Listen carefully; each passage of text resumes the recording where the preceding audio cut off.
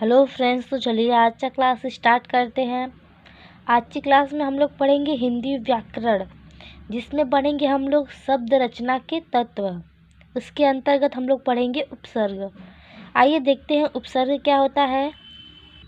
आगे बढ़ने से पहले मैं आपसे कहना चाहती हूँ, अगर आप हमारे चैनल पर नए हैं तो हमारे चैनल को लाइक और सब्सक्राइब ज़रूर करें। तो चलिए देखते हैं उपसर्ग क्या होता है, इसे कैसे पढ़ते हैं, इसके अंतर्गत क्या क्या आते हैं।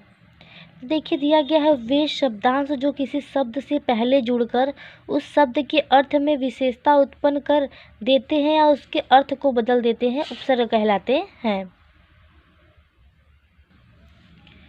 उपसर्गों का प्रयोग स्वतंत्र रूप से नहीं होता, वे किसी शब्द के पूर्व प्रयोग किए जाते हैं।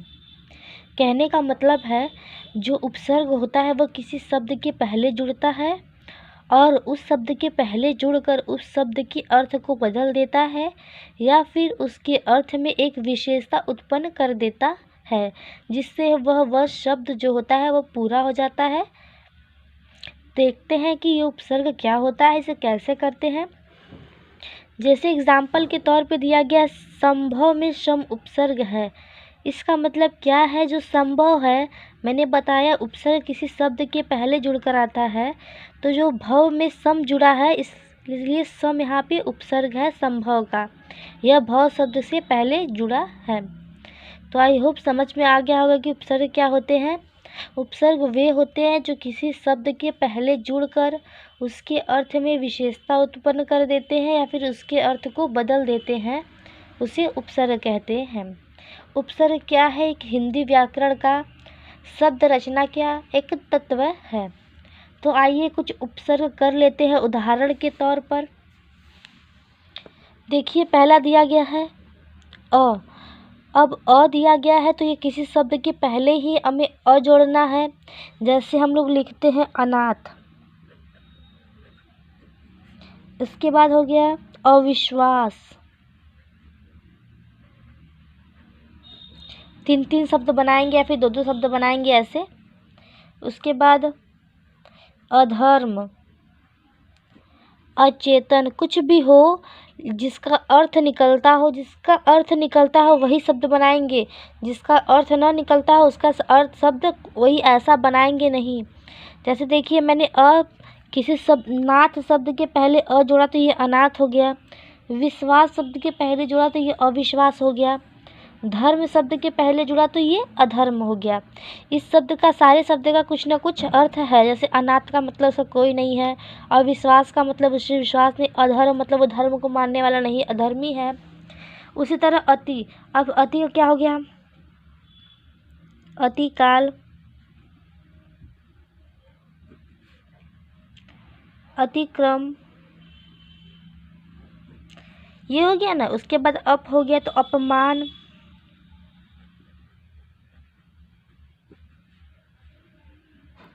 अपकार, अपवाद। इसके आगे आपको जो भी आता हो, जैसे अतिक्रम का हो गया, अति का आप लोग कुछ और ही बना सकते हैं, जैसे अतिवृष्ट हो गया। और इसके बाद अप में अपमान, अपकार, अपवाद, अपव्यय, अपराध, अपशब्द, जितना भी हो, यानी कि वो किसी शब्द के पहले जुड़कर आना चाहिए और उस शब्द का कोई ना कोई अर्थ निकलना चाहिए। आगे देखिए, दिया गया है अनु। अब अनु का क्या बना सकते हैं, अनुराग बना सकते हैं, अनुरोध कर बना सकते हैं, अनुपस्थित बना सकते हैं, अनुरूप बना सकते हैं। ये हो गया हमारा। अब अधिक में क्या है, अधि में अधिकार हो गया। जैसे सत्कार शब्द के पहले अधि जुड़ा ना तो अधिकार हो गया। अधिपति हो गया, अधिमान हो गया। ये सब क्या है, हमारे किसी शब्द के पहले जुड़कर आए हैं। और ना में क्या बना देंगे हम लोग, जैसे नालायक, नासमझ, नासमझ, नालायक। उसके बाद अब देखिए दूर दिया गया तो दुर्गम हो जाएगा,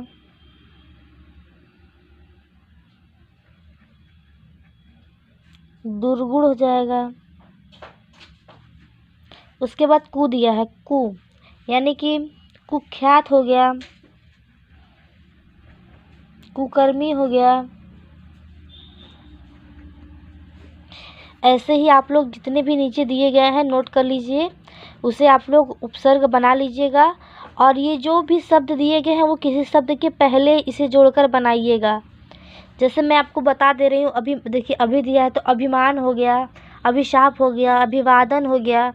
आ दिया है तो आलेख हो गया, आकर्षण हो गया, आक्रमण हो गया, उपकार हो गया, उपसंहार हो गया, उपदेश, उपमान, ऐसे। और दिया गया फिर तो निरपराध, निर्भय, निर्वाह, निर्दोष। उसके बाद परा तो पराजय, पराभाव। उसके बाद प्रतिकूल, प्रतिरूप, प्रतिघात, प्रतिध्वनि। फिर दिया गया सह तो सहचर, सहपाठी, सहयोग, सहमत। फिर इसके बाद सु दिया गया है तो सुपथ भी सकता है, सुजन, सुकर्म, सुपुत्र, सुलभ, सुगम, सुकवि, सुयोग, सुमार्ग, ऐसे होता है ना। तो ऐसे आप लोग किसी भी शब्द के पहले जोड़कर कुछ बना लीजिएगा। चलिए मैं एक एक इसका ही बना देती हूँ। जैसे हो गया अभिमान,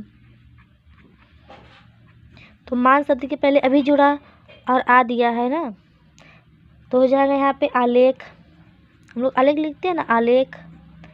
उसके बाद आकर्षण। आप लोग इसके आगे और बना लीजिएगा, ये सब बोर्ड एग्जाम में आने वाले हैं। फिर उसके बाद उपस्थित, निरपराध, पराजय, प्रतिध्वनि, सहपाठी, सुपुत्र।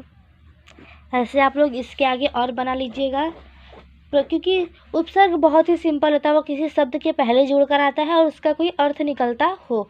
तो इसे आप लोग ज़रूर से देख लीजिएगा, पूरा वीडियो अच्छे समझ लीजिएगा, क्योंकि इससे आपके 2 नंबर के प्रश्न परीक्षा में आते हैं और बहुत ही सिंपल होता है। इसे पढ़ना कुछ भी कठिन नहीं होता है, तो इसे आप लोग देख लीजिएगा।